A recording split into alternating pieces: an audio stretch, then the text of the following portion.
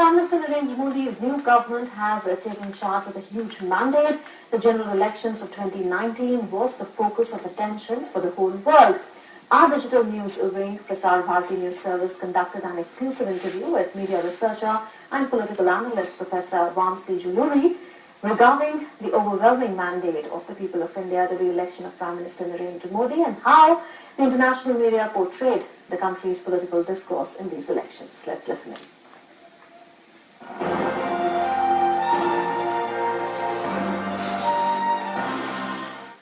So, Professor, how do you see this re-election of Narendra Modi in India, especially given just how decisive a result it was? I think this was a vote for Narendra Modi, as you said. The academics and the journalists debated endlessly whether this was about quote-unquote Hindu nationalism, an academic concept if there was one, or secularism and the future of the idea of India and all that. But I think this vote was for what the people of India saw in Narendra Modi. And I think what they saw in him essentially was an ideal of selflessness and service to others. And that was in contrast to this old model based on, essentially self-interest, identity-based self-interest, which was the Congress Party model.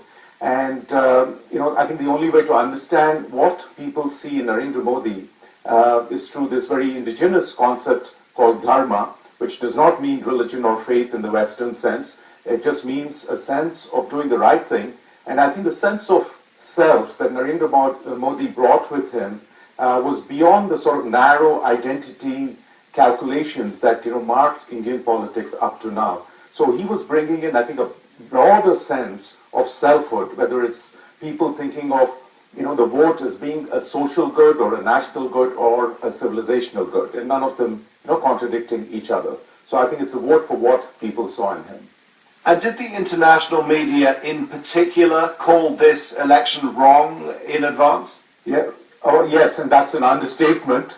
Now I have to say, since I'm a media researcher, it's my professional opinion that what the international media did in the last few months in their coverage of the Indian elections is nothing short of an abysmal professional failure on their part, and I think this has severely damaged their credibility, professionally speaking. So I've been looking very closely. I've written several pieces about the coverage of the Indian elections in the New York Times and the BBC and some other publications. And, it's really striking when you look at it carefully from a media studies lens. It doesn't sound like professional objective journalism where multiple viewpoints are represented and the reader can, decide for himself or herself. That didn't happen. Instead, the way this coverage unfolded in much of the Western media and also some of the Indian media was really like a regime change, propaganda playbook. So, for example, the covers of The Economist and Time magazine with Narendra Modi, they were reminiscent, of the kind of hysteria we saw during the Iraq War in 2003. So, there were times I was wondering, wait a second, are the US and UK at war with India? Why is this kind of hysteria taking place? It doesn't reflect what's really going on in India. So, if I may just, add a couple of specific examples to that, I think the biggest narrative in the Western media for the last few months was about these so-called, cow murders, or the argument that there's an epidemic of Hindu fundamentalism in India, and Modi's party is trying to make India more religiously Hindu. That was a phrase on Netflix, and as a result, everyone's checking into everyone else's, diet and lynching people. Now, the reality, to the best of my understanding, is there is occasionally mob violence in India, which is very, very tragic and should be condemned. And a lot of it has to do with cows, but it's more about cattle theft. It's more about the previous government essentially having let loose a Wild West situation with these death trains to Bangladesh of cattle being transported. And there's a lot of cattle theft, and poor farmers, Hindu and Muslim, are essentially trying to prevent cattle theft. And a lot of that is being spun in the media, into this sort of a narrative. So the main disagreement I have with the media coverage really is that, it's okay to cover issues of crime and violence, that's legitimate, but they have presented it as some kind of an innate moral crisis in Hinduism today in India, and that affects all Hindus, not just any political party. So it's anti-animal rights. I mean, it's anti-human rights. And if I may just conclude this point on a lighter note, the way it seems to me is that many of these foreign correspondents, who went to India the last few months from Washington or from London, I think along with their India visas, they also got time travel visas. So suddenly by the time they went from here to India, they went back to 1492 and, they were on Christopher Columbus's ship or Vasco da Gama's ship. And, they're going there and trying to civilize the natives. So I think that's how awful it was, and I hope the media, gets its act together in the future. Is there anything more to it other than an anachronistic worldview, do you think, on the part of the international media? I mean, how do you explain it beyond the fact that perhaps some of these correspondents have just parachuted in, as you've described, and haven't truly inhabited modern India? Have their views of India just not caught up, or is there something else at play, do you think? As somebody who's in academia to a large extent, I think there is a crisis within academia too in the India story. The problem really is that, the kind of decolonization of the India story that should have taken place in academia, all these years really did not take place, but the political reality is driving decolonization in a way in India. So I think, a lot of paradigms, need to be re-examined at this time. So, in particular, this whole school of thought about South Asia, because in academia, we're all, approaching India through the lens, a theoretical lens, that was constructed during the Cold War. And the premise of this lens essentially was, US geopolitics against the Soviet Union, which saw the Pakistani military as a useful ally and the Indians as, cow-worshipping Hindus. So, as a result of this, I think, realities move forward in many, many ways, but academia is stuck on this, South Asia paradigm, which is really the theoretical face of the old, neo-colonial Congress regime in India. So I think moving forward, newer conceptions like, the Indo-Pacific idea, which is more reflective of the pan-Asian civilizational spread of Indian culture historically, and the fact that, there is this, essentially California where I live, is almost like an extension of, the Pacific and Asia.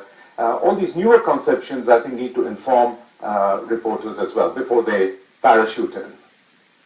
You mentioned a few international media outlets already, but let's pick up on a few of them. What role do you think the New York Times, Time Magazine and The Guardian in the UK played in perceptions? So I've looked fairly closely at New York Times and BBC, and of course The Guardian has been publishing these editorials, doing a lot of scaremongering. They did this before 2014 when Mr. Modi was elected the first time, and much of what they prophesied really turned out to be unfounded. And as far as the New York Times goes, I've been looking at their coverage of violence against India for the last 30 years, the terrorist violence, the Hindu-Muslim violence domestically, and it is incredibly one-sided. The headlines are skewed, the sources are biased so that they never quote essentially scholars from the Indian side or from the Hindu side in the case of Hindu-Muslim violence.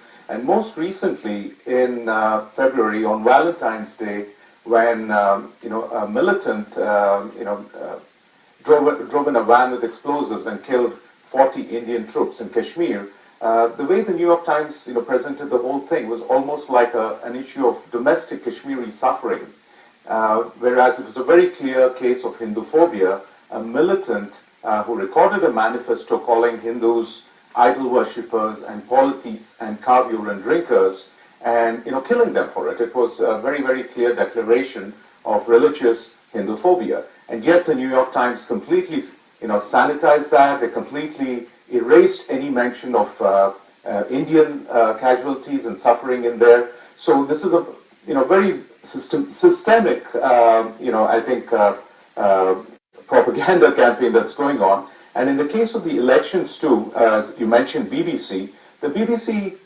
presented several stories about one of the important issues that in the formation of the BJP, Mr. Modi's party, way back in the 80s and 90s, and that was the Ram temple issue in the northern Indian city of Ayodhya. And it's very interesting. I looked very closely at what the BBC says. It was mentioned about 4 times in the last 6 months, same in the New York Times. And in each of these reports, they almost never mention that the dispute is about a historic social justice issue, which is the mass destruction of thousands of Hindu temples during the Islamic invasions of India. Now, that is not mentioned, and all these reports essentially try to present this issue as a mythological belief that quote-unquote hardline Hindus have, or Hindu fundamentalists have, about Lord Rama being born there. So there is essentially an erasure of history that's going on. Another example, and our own NPR, which is usually a little more objective, did this too in its parachuting stories. They did a story on the name change of the city of Allahabad, and they did not once mention that it was a name change back, right? They were Indians, they were Hindus and others living in India before the Mughal invasions and before the Mughals came and put their names on our places. So, I'm not saying any of this to say that we should be angry today or, we can't live together in India anymore. Obviously not. We can live together and we will. But we need honesty in the discourse. We need truth. And I think NPR, BBC, the New York Times, they've all created this narrative. Again, this is the South Asia paradigm, which assumes that India was sort of a terra nullius till the Mughals came and, built civilization over there. So we are, I think, really looking at the reclamation of Hindu memory, even as we try to live together peacefully in the future. You've talked about out-of-date attitudes, a certain amount of Hinduphobia on the part of the international media. Looking things from the other end of the telescope, do you think India itself bears any responsibility for the way it portrays itself on the world stage? Yes, I have to say that India too has to take some responsibility for its inability to tell a story about itself. Now, to a certain extent, that's understandable because there's a lot of churn in the Indian public sphere today. There's a lot of different voices. There is an economic right wing, then there is a non-economic, more of a Hindu, Gandhian left wing. There's so many different voices all debating with each other. But where I think the Indian leadership,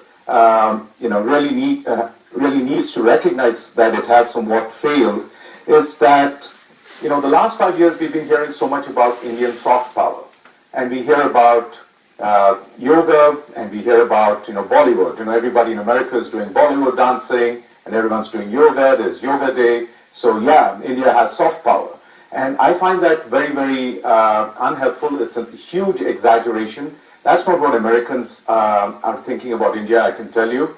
While people-to-people relations may be nice, the impression that I think Americans have got of India in the last few years, and I really hope Indian authorities and Indian intellectuals recognize this, is that every day in India, Hindu fundamentalist mobs are roaming around, looking into people's kitchens and lynching people.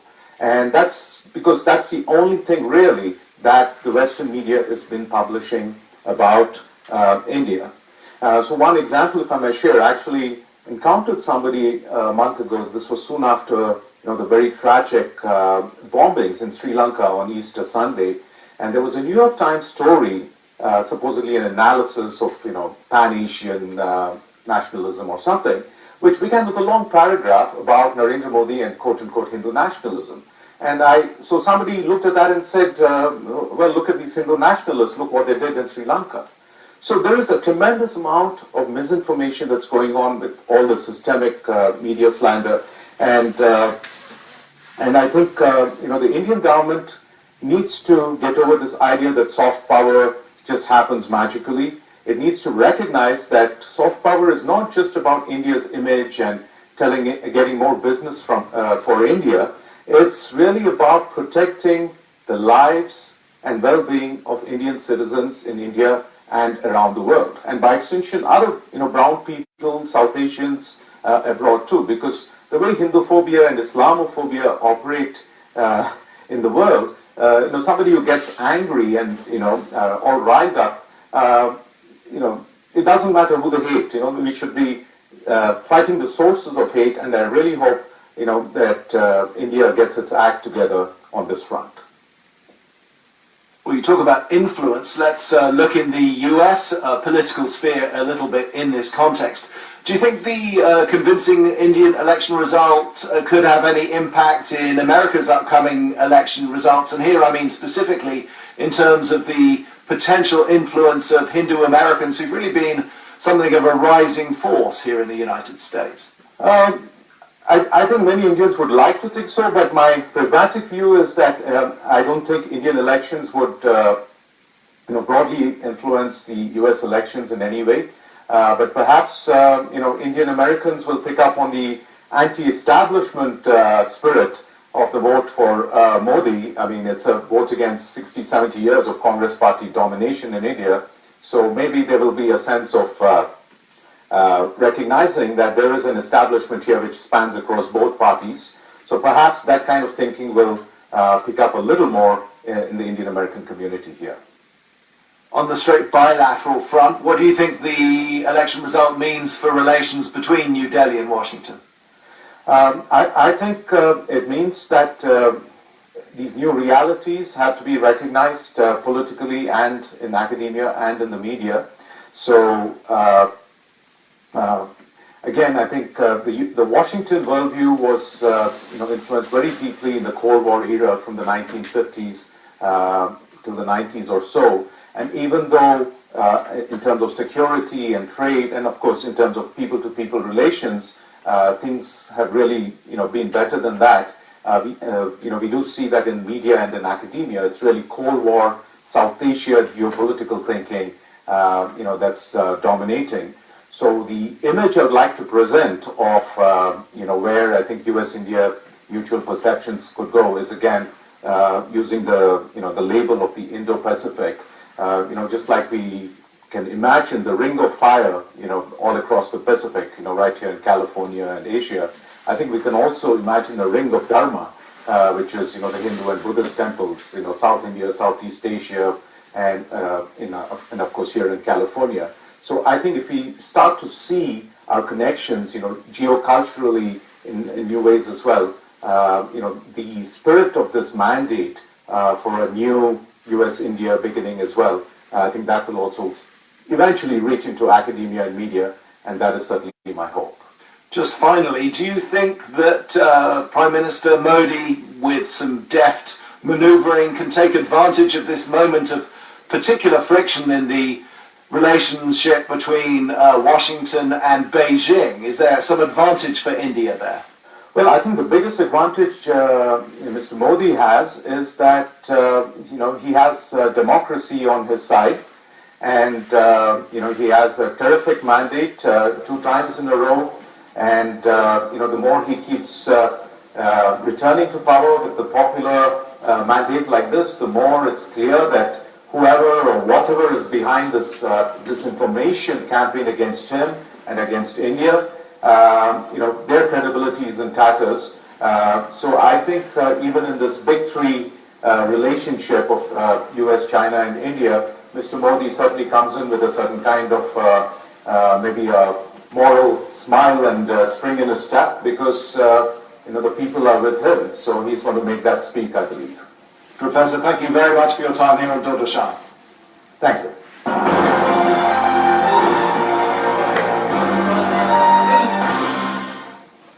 Well, that was an enthralling discussion on how the global media and the Indian media approached general elections 2019 and the impact of these elections on the US polls, as well as on bilateral ties between the India and the United States. Let's talk cinema now. Indian cinema is touching new heights today, be it our films,